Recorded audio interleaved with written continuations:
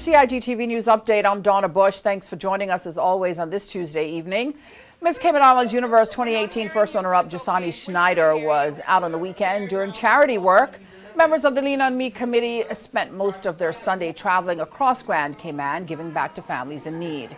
I think charity begins at home, and these young ladies, of course, we try to get them involved. Not only, obviously, I'm the chairperson for the Miss Cayman Islands Committee as well, but we try to get them involved in the community. There's so much great need out there, and a lot of them are community minded. So, of course, this is the platform to do that. The Lean On Me Foundation, and so every year they willingly actually come out and try to help us, and it's good because it shows that obviously they have the community at heart, which is very important. They're the leaders of tomorrow. So this is our 7th year, the Lean On Me Foundation, and delivering food items to families in need on the island. It's always very rewarding. It's Christmas time, and we certainly want to make someone's Christmas brighter. And this year we have 25 families that we're trying to accommodate, and there's a family of actually 15. And we're really hoping to make their future brighter this Christmas. Christmas is all about giving, and the Lean On Me charity is an excellent charity because we have so many families in Cayman who are a lot less fortunate, and seeing that Christmas is a time of giving and a time of cheer, I think is very important to give back to the community because Cayman has given so much to us. So just to be able to help your fellow neighbor and ensure that they have the best Christmas that they could possibly have is something special. And dozens of families were given food and other necessities as they prepare for the Christmas holidays. Well, approximately 130 people attended the Cayman Islands Youth Assembly National Youth Forum on social media and youth recently. Organized through the Ministry of Education, Sports, Youth, Culture and Lands Youth Services Unit, it was the CIA's third forum since 2008. Now, participants, including ministry staff, youth group members, church youth leaders, parents, and the public, attended the meeting at the Mary Miller Hall. The forum invited the exchange of facts and opinions on social media's impact on relationships. The CIA canvassed more than 100 youth to select the forum's discussion topic. Participants discussed how digital technology affects youth socialization, and attendees gained expert opinion from medical psychologists and a digital forensic specialist who shared recent changes in the laws protecting individuals against invasion of privacy and illicit material.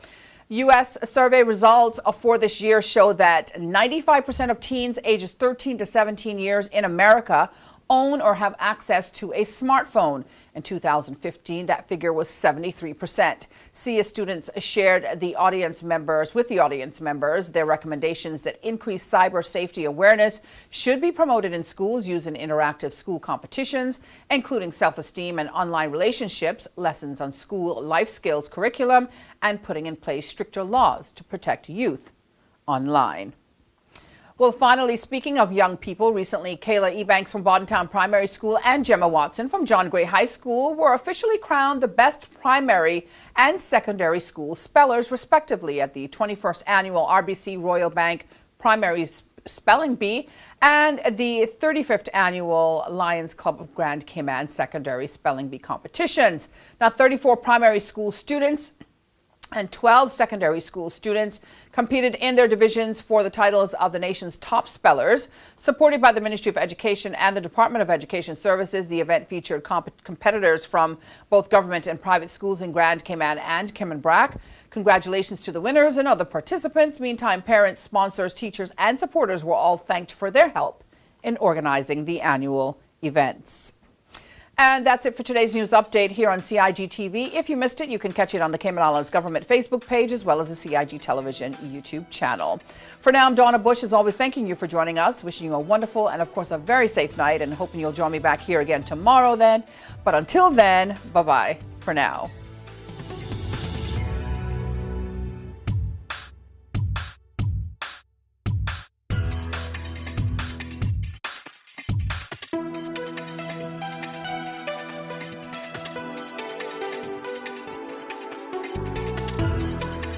Boating, fishing, and water sports in the Cayman Islands are great, but keep a cool head. Here are 7 tips for fun and safe sea outings. Number 1. Use a checklist to plan your outing. Check the weather forecast, make a float plan, and share it with someone who is remaining on land, stating where you're going, with whom, and when you're expected to return. Visit your nearest marine supply store to get your safety gear. This includes signaling mirrors, whistles, and a flare kit.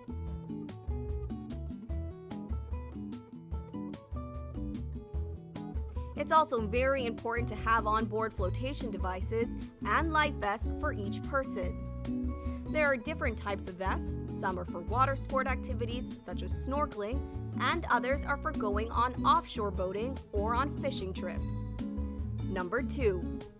These items can be lifesavers in case of an accident or bad weather. Number 3. Use a motor kill switch, especially if you're boating alone. In case of a leak or breakdown, always stay with the boat until help arrives.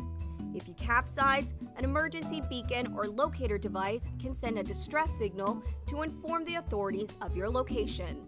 Larger flares will indicate distress to a boat, airplane, or search and rescue officials. Number 4.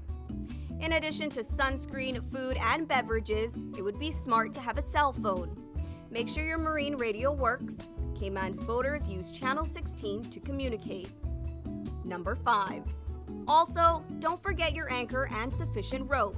Number 6. Boat operators should be familiar with the local waters and reefs, as well as the capabilities and functions of the vessels they are using. Always obey the rules of the sea and the marine environment, and have courtesy for others. Number 7. Alcohol and salt water do not mix, especially if you're the captain. Some useful contact numbers are 911. The RCIPS Marine Base is 649-7710, and the Port Authority is 949-2055. Smooth sailing, all!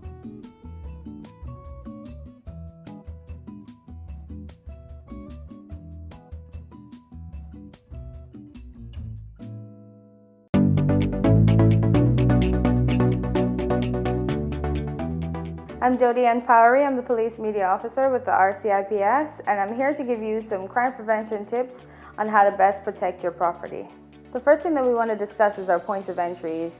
Let's start with the front door, and then we'll move on to the windows and the back doors or sliding glass doors. The first thing to consider is the front door. This particular front door has 2 deadbolt locks. One of these deadbolt locks are properly carpentered and the other is not. When your door is properly locked, you'll hear a click at the end and the deadbolts are not able to move. If it is slightly opened, then you can push the deadbolt back without having any restrictions. I'll now proceed to show you what your lock should look like when it is properly locked.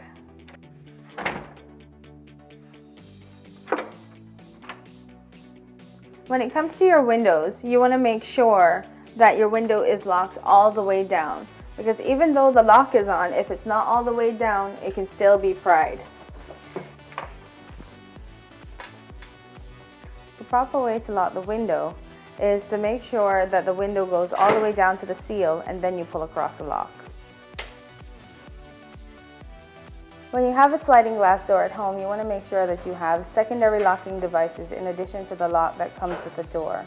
One of those can be a simple piece of wood that's jamming the doorway.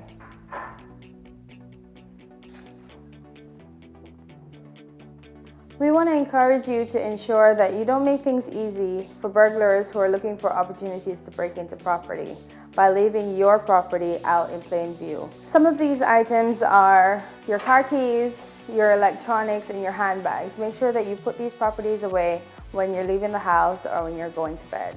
When you're going camping or if you're taking your family on a trip, you want to ensure that your property has some sign of life. This can be done by leaving a light on or putting timers on your lights. And we want to ensure that our family homes are safe. In order to do so, we encourage that people take the proper precautions by starting up neighborhood watches or encouraging family members or persons they trust to check on their properties while they're away.